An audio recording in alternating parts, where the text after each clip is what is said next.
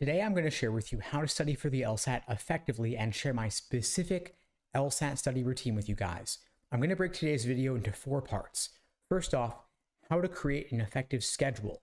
Secondly, what makes a good drill. Third, how to take timed practice tests. And fourth, too often neglected, how to properly review. For those who don't know me, my name is Steve Schwartz, and I increased my LSAT score from a 152 to a 175 on LSAT test day, and I made a lot of mistakes along the way. Creating an effective schedule is one of the most important things you can do, because if you're not studying the right things, you're not going to get the results.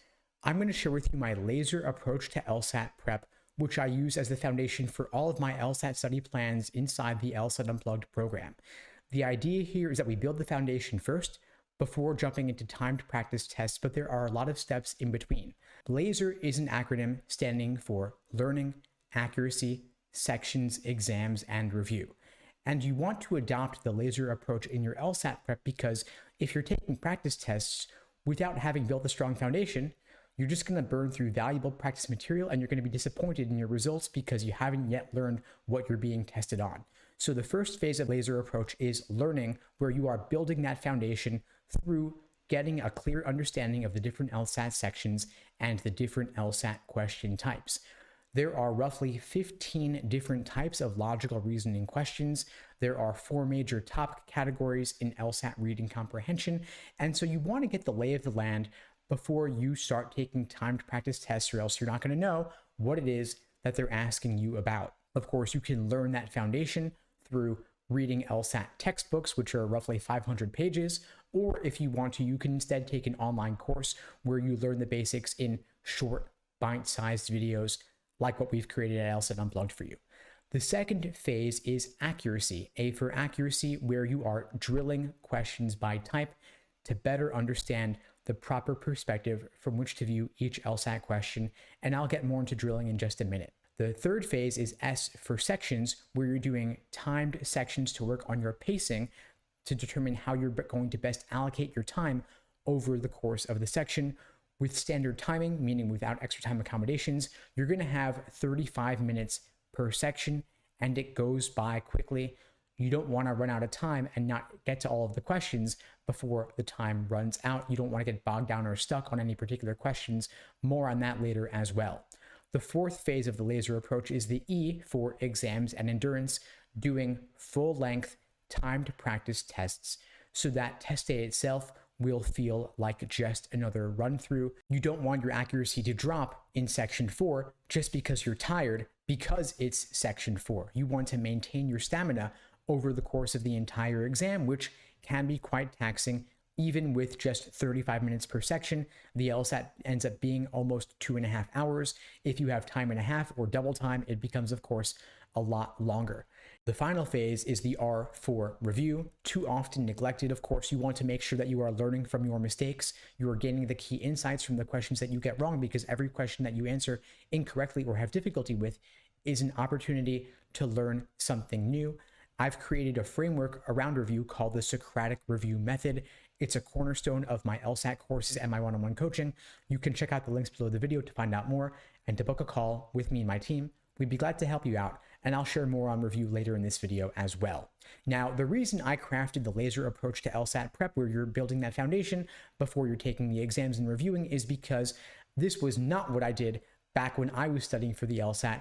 I fell into the trap that I see so many students fall into, where they take exam after exam after exam.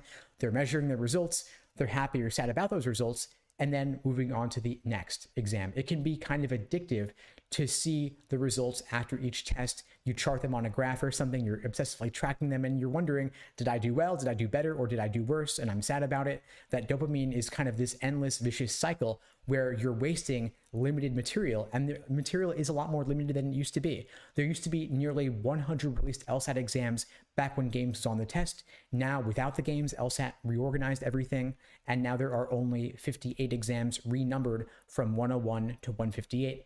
You're going to get through them faster than you might think. And of course, you're doing some as timed exams, but you're also using some of them for drilling, which brings me to the drilling phase of this video. Now, a lot of students drill LSAT questions by type, and I can understand why, because with 15 different types of logical reasoning questions, they naturally lend themselves to categorization. But the thing is that you're not always getting questions wrong because of the question stem type.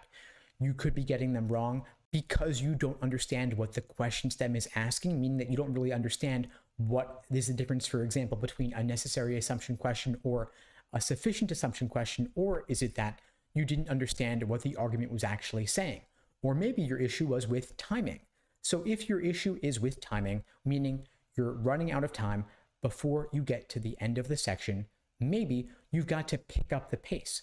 I recommend in logical reasoning getting through the first 10 questions faster because those are easier questions, giving you more time for the tougher questions later in the section. So maybe if you're aiming for 160 plus, I recommend do the first 10 questions in LR, logical reasoning, in roughly 10 to 12 minutes, build up a time bank that you can then apply to the tougher questions later in the section. And with standard timing, you have 35 minutes per section. I like to have a little buffer at the end if possible, and so I recommend, what if you were to give yourself only 33 minutes per section, or even 30 minutes per section? Then 35 minutes seems like a lot. You have a safety buffer so that you can then go back and tackle the tougher questions that you may have flagged over the course of the section.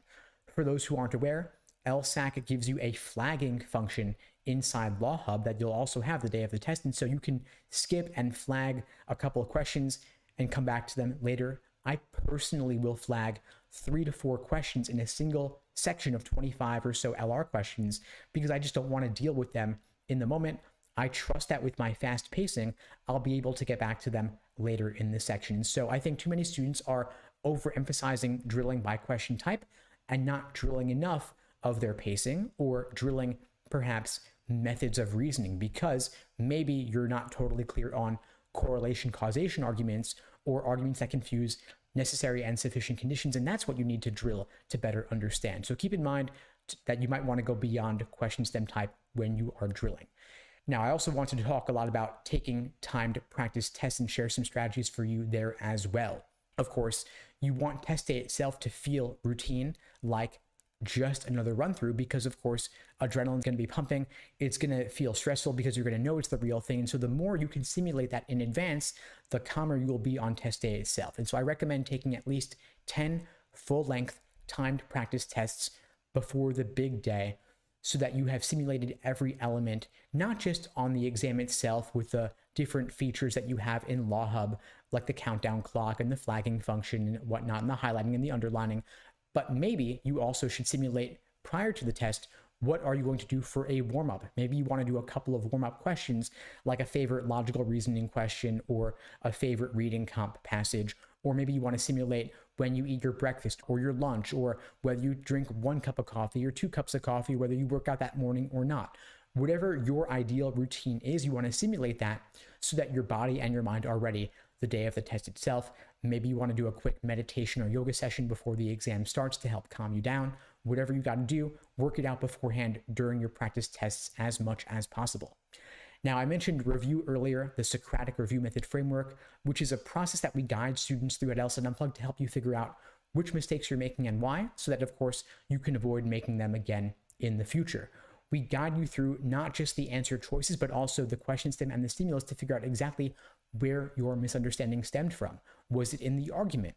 Was it in attempting wrong answer or an unappealing right answer? You want to look at every single element, dissect the question, reverse engineer it, see it from the test maker's point of view, understand it inside out, so that when test day comes along, even if the surface level topic is different, the underlying logic of the question you thoroughly understand. Now, this process can be time consuming because it involves a lot more than just Googling a question, reading the explanation on some forum and saying, oh, I get it now, how could I have been so dumb, and moving on to the next. It really takes at least 10-15 minutes minimum to thoroughly review a question that you got wrong. And so this may mean that you're taking fewer practice tests so that you allow more time for review, but it's well worth it. And so maybe instead of doing 30 timed practice tests, you do 15 timed practice tests and review each one for double the period of time you would have otherwise done, but it's going to be well worth it when you extract that key insight so that you can avoid making the same mistake again. Now, of course, I wanted to leave you with a couple of key takeaways for your next steps, because I know that a lot of you are going to be nodding along when you hear about the laser approach, or the Socratic review method, and then you're just going to go back to drilling questions by type because it is addictive, or you're going to take more time practice tests because it is addictive. And so I want to encourage you to take a moment to think about, what are you really getting out of drilling LSAT questions by type? Because you're getting that instant feedback immediately after a single question. Every 2 to 3 minutes, you're discovering, did I get it right? Did I get it wrong? Which feels great, of course. But the thing is, these questions are divorced from their actual context in the full-length timed practice test. On test day, you're not going to get immediate feedback. You're going to have to wait 2 to 3 weeks to get your score back. You're also not going to do question by question in a bite-sized individual context. You're going to be doing 25 or 26 logical reasoning questions in a single section in a 35-minute strictly timed window. And so doing them bite-sized here and there without any timing at all is not at all what test day is going to look like. And so, of course, it's not just about accuracy, which is phase 2 of the laser approach. It's also about phase 3 with S for sections, doing full individual timed sections to work on your pacing. It's about E for exams and endurance, and it's about R for review as well. You don't want to neglect the other stages of your LSAT prep journey. Now, on the flip side, those of you who are doing nothing but taking full-length timed practice tests, are you reviewing them in depth to understand what mistakes you're making and why? Are you extracting key insights about what you need to be working on outside of the timed practice test to figure out what are the gaps or the concepts you are missing so that you can correct those and then do that much better next time around? Or are you burning through valuable practice material? You can't just churn and burn the PTs. You don't want to cram this. The best LSAT prep takes place over a longer period of time, if possible, and you want to be consistent in your prep where you have a routine. You take a test, you review it, you drill your weak areas on the side, or you review some foundational concepts. Then, and only then, do you take more practice tests. You also want to make sure that your practice tests are strictly timed in realistic testing conditions, meaning you're not pausing the clock to go to the bathroom, you're not getting a snack, you're not checking your phone, you're doing 2 sections back to back, 10-minute break, 2 more sections, and that's the test. Now, finally, I mentioned the laser approach to LSAT prep to help orient your LSAT study schedule. I know there are a lot of general LSAT schedules out there. I've created several of my own over the years, but the thing is, we want to personalize your study plan to your individual situation based on what you've done up to this point, based on your weak areas. And at LSAT Unplugged, by the way, we will create for all of our students personalized day-by-day study plans, laying out exactly what to do from now until test day itself so that you know what to work on and you're not wasting any time.